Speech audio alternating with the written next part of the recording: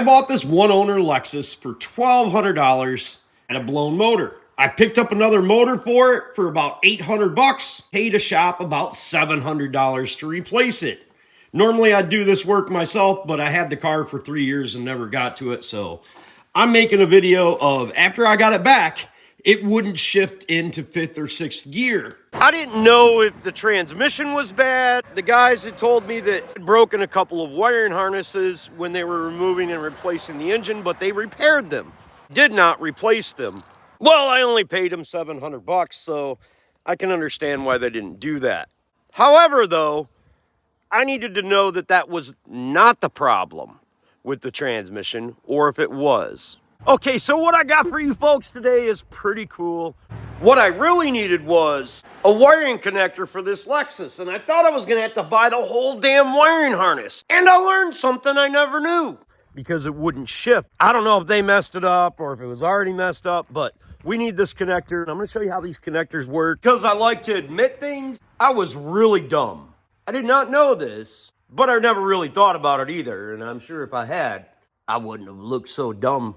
But I only look dumb to myself and now you. So in this video, I'm going to show you how to find a connector that you need.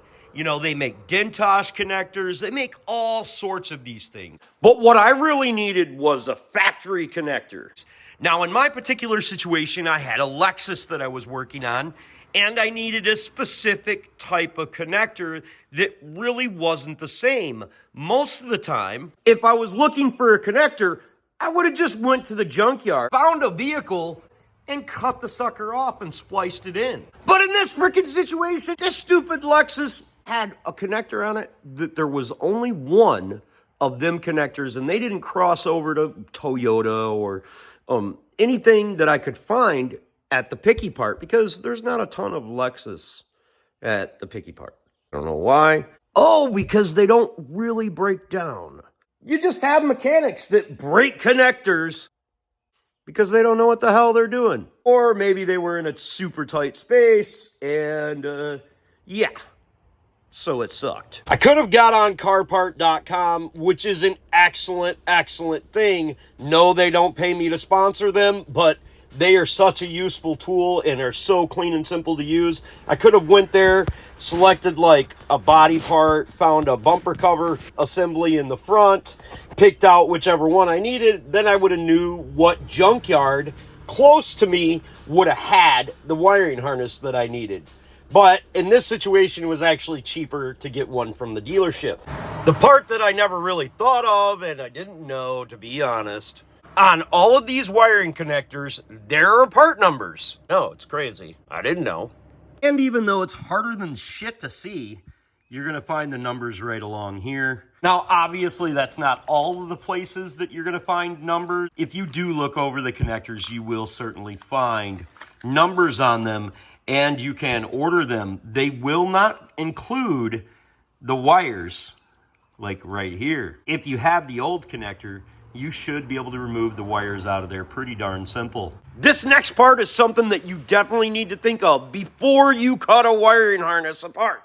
Okay, so let's say you cut off a wire and you have to keep cutting the wire and you make it too short. First off, cut the wire longer than you need it. You can shorten it once you install it. Second, most of these wires that run in automobiles are either sending a reference signal of ohms or 5 volts. I'm not gonna put so much wire in there that you have a resistance problem or a voltage problem. Misconception out there is that these wires have like a certain amount of resistance given length. They do, but they don't. And you don't really normally have to worry about that resistance because it's not going to matter. Most of these connectors and most of the energy that's sent through the vast, like 98% of this connector is going to be no more than 5 volts. A lot of things, even though sensors read reference and stuff like that, you're not really changing it all that much by adding in a 4-inch piece of wire. So you don't have to worry about that. So get that out of your head. I'm not sure that the metaphor that I used is explaining this well enough. So think about it this way. You ever seen somebody try to talk smarter than they actually are? Stop thinking above your pay grade and worrying about things that aren't necessary to worry about. Worry about them when they don't work. And just as a side note, I've had mechanics tell me like, oh, maybe the wire's broken underneath the seat. Wires just don't break underneath the seat. It's either mechanical whores or frickin' Mother Nature. Nothing else. You or water. Don't kid yourself and think that a wire just broke 17 years after the vehicle was assembled. The only reason wires would ever break in an automobile, Mother Nature, dummies who don't know what they're doing. Incompetence is rampant. And generally, most vehicles that I've seen broken down are because of another mechanic or myself that I did something. You're not going to change a component on a car and have a problem that you didn't have before unless you frickin' caused it. So get that out of your head that coincidences happen because they don't happen that often. More than likely, you're the fuck up. Back to the root of this video, which was supposed to be about connectors. Most connectors are going to be made up of 4 different components. The pins that you would attach your wire to, the body of the connector, and the pen holder. This is an extremely important part. If they all looked like this, you probably wouldn't forget to insert it. But they don't all look like that. This is freaking orange and it's hard to miss. On the OEM connector, you may think that you don't need it. Rest assured, it has a very important function. Let's say you have a connector like this. Well, in order to disassemble this connector, most of the time you're gonna first pull this plastic part. You're gonna stick a tool in the back or in the front to release the wire from there.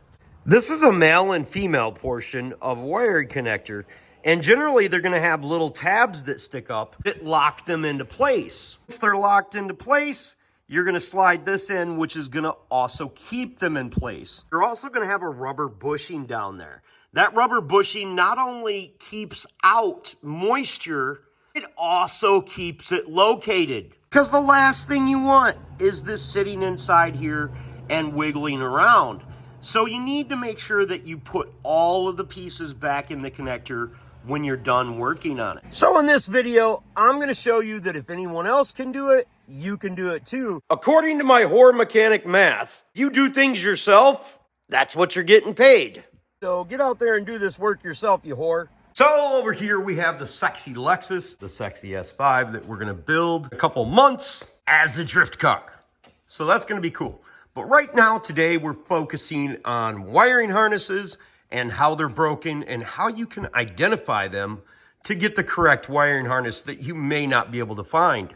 Got a wiring harness that is extremely similar to the one that I need. When you're selecting a wiring harness to take the pins out of, because I didn't get the pins from the dealership when I bought the connector, you want to select one that looks extremely similar to the one that you needed, because it'll have the same gauge wire and the appropriate pins. There's a female and a male end, and they use different types of pins. Herein lies the problem, though. This wiring harness has 3 pins, the harness has 4. Something that I never actually knew about these wiring harnesses. Assume since I've been working on cars for about 30 years, I should have known this, and yes, I am extremely dumb. Literally went to the junkyard. The only stinking thing I could find was some Narcan for heroin use. Literally couldn't find one of these wiring harnesses. So I was like, damn, I'm gonna have to freaking call the dealership. I've never called the dealership for a wiring harness. Probably the reason that I did not know this. Case in point, why your presumption's always the actual perception. Check out that video, it's really good. I always assumed if you needed a connector from the dealership, they would say you had to buy the whole damn thing. That's definitely not true. They will sell you an individual connector if you know exactly what to look for. And I've never actually worked at an auto repair shop. Well, not for very long. They fired me from most of them because I'm terrible when I'm off camera. So I called up the dealership and the guy says, hey man, there's numbers on there. And I was like, what the hell? I don't see any stinking numbers on this thing. Well, he's like, there's gotta be numbers. And I was talking to him on the phone and I'm looking at it and I'm looking down inside it and I'm like, well, I see these numbers up here at the top. And then down there inside that hole, there was a bunch of dirt. Couldn't see any numbers whatsoever. I took my key and I cleaned it out. And lo and behold, there was numbers underneath there. Needless to say, I ordered another one. And yeah, this was about 11 bucks, or I could have got one off of Amazon for like freaking 40. I thought maybe on that old wiring harness I would find one, but the only thing that I could find anywhere near as close was this one. And if we look at it, these pins are not in the same position as these ones. The new wiring harness from the dealership didn't come with these pins, but if you've got an old one that you took off the junkyard that looks similar to this, take these pins out. I want to take this wiring harness apart. I need to remove this plastic clip because this plastic clip locks these pins inside here. And the problem with this particular one, the old one, which is really dirty, was somebody broke the clip and it wouldn't hold the pin in there. So when I would go and put it over the connector, the pin would push up a little bit, and it's really in a tight spot. Which is the reason that once I changed the sensor, I plugged it back in, it still didn't freaking work. No bent pins, because sometimes down inside the connectors, pins will get bent. You need to watch for that too. Having these broken is gonna really mess up your world. Lexus over there, it wouldn't even shift. If we take a look at these pins and these connectors and we look really close at them at the top, sometimes you're gonna find torn pins and things like that. But in this situation, these pins were not actually broken. The problem was you would stick the pins up inside there and you could bottom it out. But the issue was really that the pins would just pull right back out once it was bottomed out. One would actually work and the other wouldn't. They have one way that they will actually slide in there correctly. Once they're slid in there correctly, they're fairly tight. But when they're not, they should bottom out. So we're gonna take this one and remove the wires from it. There's always a tool that will remove these wires. And they're really like keychain things. They fit on there pretty simply. All you have to do is take the tool and you stick it down inside here and you're gonna feel it kind of click up inside there. But first, I need to remove this plastic. Plastic out of my broken one because I wanna know if this is supposed to break. But what should have happened was up inside here, there should have been tangs that held this in there so it was a little bit less broken. Next thing I'm gonna do is I'm gonna remove it from here, which is also one that we're gonna use to refit our new one and see if it comes out as easy, because that didn't come out very hard. I want to take this out of here, and I've grabbed it by the sides right here, and I'm going to try to pull it out, and it should release. With that plastic keeper removed, we should be able to remove the pins much easier with the appropriate tools. The reason that is because this locks the pins inside here. So we also need to remove it from this one as well, which is our new one. With this removed, we should be able to stick our tool here down at the bottom and push that up inside there to unlock the pin. And if we look down inside here, we can actually see, and you kind of have to do this with whatever, but you can see that this tool goes up and along there, and then you can snap that back. Now, this is where most people mess up. They will actually break this little tang off of here because they didn't remove that plastic part, and then they didn't use their tool correctly to pull that little panel back. Now, I hope this is focusing down there, but we can see a little tiny pin, little clip that's holding our pen inside there.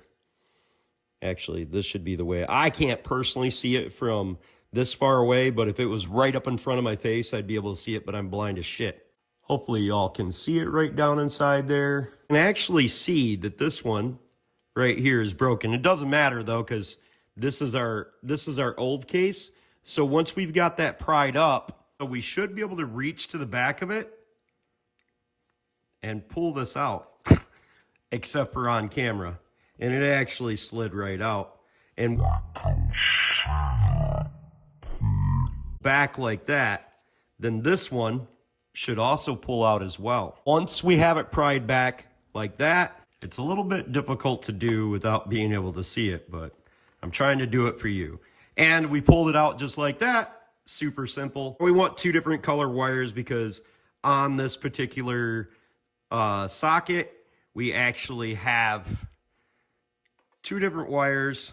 There I've stuck tool up underneath the clip. So now I should be able to just pull it right back just like that. And I've got usable wires. I'm going to try this one since these 2 are already connected. Just like that. Now I've got 2 usable wires and I can put them in my new socket. When you're selecting wires to cut off and stuff like that, make sure you cut them extra long. Do not cut them too damn short. This way it'll allow you to route them correctly and you won't have any problems when you go to connect the 2 together. In this situation, I know that these little tangs need to be in there like this. We know that because we had already looked at it. So I'm going to go ahead and just push these in there. And we can kind of see how like the little clip will fit down inside this little spot right here. The problem. And I just heard it click when it went inside there. So once again, we'll try this one and I'll try to keep my mouth shut. Orientation is correct. Push it in. It should slide right in. And clip. Oh, they're both up inside there. On this particular plug, it only utilizes 2 of the spaces. So we've now got a new clip, but we also need to stick our white portion back inside there as well. That locks in the clips, and you just give them a little tug, and as long as they don't come out, you're definitely good to go. Water done. We need to stick a rubber bung down in there so water doesn't get down inside it because it does point up like this.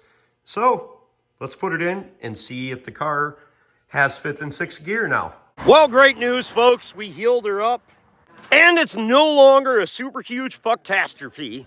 So I'm just going to leave you with this. Only limit yourself from limiting your limitations. One time you might try and fail, but the next time, because of your failure, you will succeed. So, folks, my name's Clay with the Clay Way here in Western Grand Rapids, Muskegon, Michigan. If this video was helpful, please consider subscribing, clicking the notifications, sharing my videos, give me them sweet old thumbs up. We're here to inspire and empower folks just like you to do things yourself. Don't be the next to them, be the absolute first of you, and if anyone else can do it, you can do it too. God bless, folks. Have the best of days.